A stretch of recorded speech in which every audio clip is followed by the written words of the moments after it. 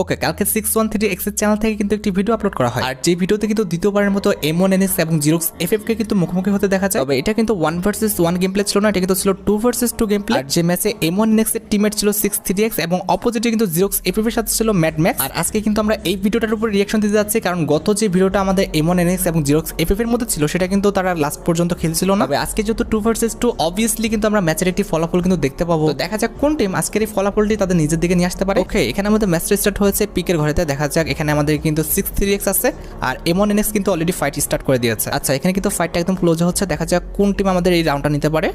এখানে M1NX কিন্তু মোটামুটি একটা ড্যামেজ খেয়ে গেছে মনে হচ্ছে। হ্যাঁ, ভালো মতো একটু ড্যামেজ খাইছিল, আবার রিকভার হয়ে গেছে। অন্যদিকে ওদের তো দেখা যাচ্ছে না। ও ভাই, অলরেডি কিন্তু 6-3X পড়ে গেছে। দেখা যাক M1NX কি পারবে। ভাই, দুইটা প্লেয়ারের সাথে, তাও আবার ওই পাশে জিরক্স আছে। M1NX এর জন্য রাউন্ডটা বের করাটা অনেকটা টাফ। তারপরে দেখা যাক M1NX পারে কিনা। যে কোনো একজন প্লেয়ারকে মেরে ফেললে